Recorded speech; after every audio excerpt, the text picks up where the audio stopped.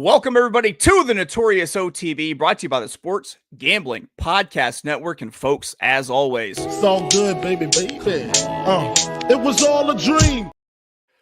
We used to read Blood Horse Magazine. I got my Cuban links on. Yes, Cuban B. And I'm your host, Chase Sessoms, the Wolf of Oakland. I'd rather be trapped than lazy. Don't care what they say, I'ma do what pays me. It happens every year about this time. Weaklings act like they lost their mind. Alphas reclaim the neighborhood. Rob the sheep and all the wolves get good. Yes. Welcome to the show. Joining me, as always, you might know him as the Michelangelo of the Crying Michael Jordan. He's your favorite capper's favorite capper. Ladies and gentlemen, Barry the Sniper Spears. You know how we do. Rockefeller. Forever. You catch me skating through your town, putting it down. Y'all relating, no waiting. I'll make your block infrared hot. I'm like Satan. Barry, you've had your theme music. You're bobbing your head. You are on mute. I'm going to warn you ahead of time. What's good, Barry? Not much, my brother. It's Friday. We made it. Another week. Let's get it. Yeah. Well, real quick before we dive in, I got to say, I think we have a new contender for the 2025 class of the Notorious OTB Hall of Fame. And I think you know who he is. I do. What's his name? Chucktown Streaker. I don't know. As far as I'm fucking concerned, his name is Chucktown Streaker. Listen, there was snow on the ground. That's either a guy who's like pretty confident in what he's got, or a guy who's just kind of resigned to it is what it is. He's just got nothing to lose, apparently. I mean, you get sauced up and you run out on the Charlestown track. You got something to prove, I think. Right? Yeah. If he lost it, he lost it all on bridge jumping in the show pool. I guarantee it. Actually happens at Charlestown quite a bit if you're paying attention.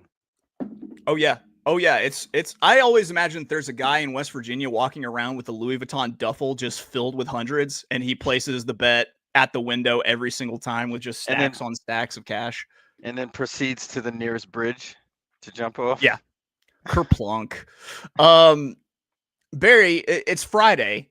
We didn't get our Friday show in last time because of internet trouble, but it's time. Yeah, it is always my fault.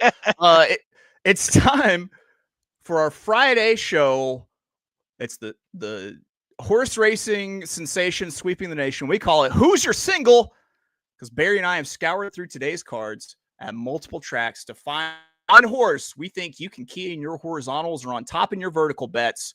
So these are singles for today, January 17th, year of our Lord 2025. And Barry, I think I've gone first all this week because of how numbers work and which races I've been in. But I'm gonna let you lead it off today. You're coming to us from Tampa Bay Downs, race 7, 8 furlongs, $16,000. Non-winners of 2, lifetime claiming on the turf. Post time for that race is 3:20 Eastern, 2:20 God's time. What do you got? There he is, right on the screen there. Axel. That's my pick. Number 1 in race 7 at Tampa Bay Downs. And here's why. This horse has been laid off for 2 years, and this is typically not a kind of play that I would endorse a whole lot, but this is kind of a unique situation. The horse broke his maiden first time out March 2023 at Tampa Bay Downs. Ran pretty good that day and kind of progressed. The horse was actually getting better, and something went amiss. I'm imagining some sort of injury took place, and the horse shows up again on January 5th, 2025, 2 years later, and runs a decent race. Now, you see this horse come back at the $16,000 level, non-winners of 2, lifetime, but the horse really never proved he was better than that. Had a race back in July on the turf. First time turf, was pretty good. Would actually win this race. I think he needed the last race. The pace scenario fits perfectly. And, we're going to go with Axel at 6-1 to the hoop. Let's do it. To the hoop. So there we go. Barry's on Tampa Bay Downs, race 7. The number 1, Axel, 6-1. I love the single there. And I love you, Barry. Just I got to get that out there. Always got to throw it out. Coming up next for me, I've got my single, and it comes in at Aqueduct in race 5. It's a 8 furlong, $50,000 optional claimer on the dirt.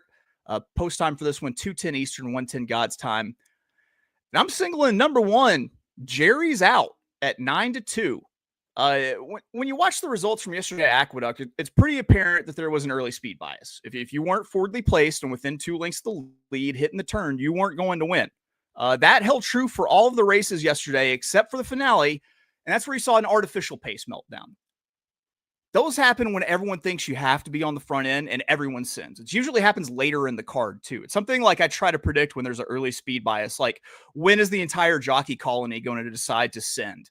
Well, it happened in the finale yesterday. So I'm on Jerry's Out, who's shipping in from Laurel Park for Rudy Rodriguez. He won a $24,000 maiden claimer to break the maiden 2 starts back, going gate to wire with a healthy early pace. I think this one is probably the speed of speed in the race. The last out race at Laurel, Jerry's Out broke slow out of the gate, still managed to battle it out for finish 3rd by almost 2 lengths. So even if I don't necessarily break on top, I feel okay with having a horse that's going to be running forwardly placed. I think because of the post draw that the tactics for Jerry's Out are pretty cut and dry.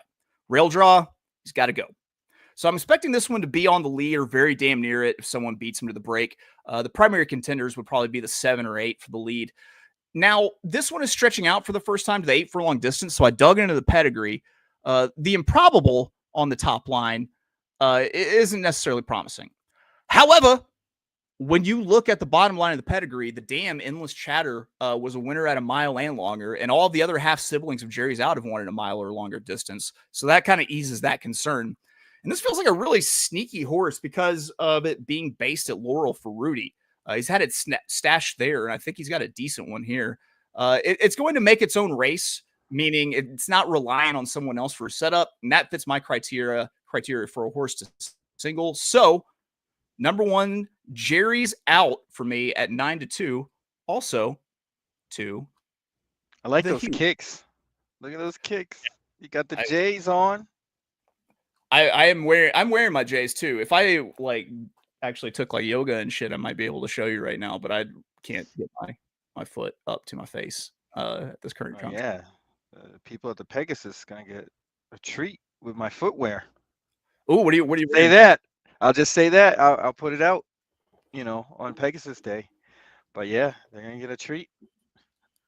Yeah, next week everything it is Pegasus week, so we'll have a show dedicated to the Pegasus card on Thursday. We might have a special guest. Just want to tease it. Whoa. So real quick, I'm gonna recap our singles. The Sniper going with Tampa Bay Downs race 7, number 1, Axel. There he is. Usually he takes 1 shot, but he did 2. I got to turn off looping. I'll have to remember to do that. And I'm Aqueduct race 5, the number 1, Jerry's Out, 9-2. God damn it, that wolf looks fresh. Barry, do you have any parting words for the people to get them through the weekend? Yes. Party hard. Yeah. Don't party yourself out early on Friday either. No, definitely not too early. Just make sure you start at the right time and end at the right time. That's the bigger key. Ending at the right time. Yeah. Because you don't want to be on the track at Charlestown without any pants on. So, yeah, you might. We don't want that. Well, it depends. One half of this podcast doesn't want that. Listen, we're going to be back next week at 9 a.m. Eastern, 8 a.m. God's time on Monday on this YouTube channel for our Monday Mahoning Valley Pick 3 episode, which, by the way, is going to be episode 300. Oh. We made it. We made it. And Barry's been here for a fucking majority of them, I think. So that's going to do it for us here at the Notorious OTB, brought to you by the Sports Gambling Podcast Network. We will see you Monday for episode 300.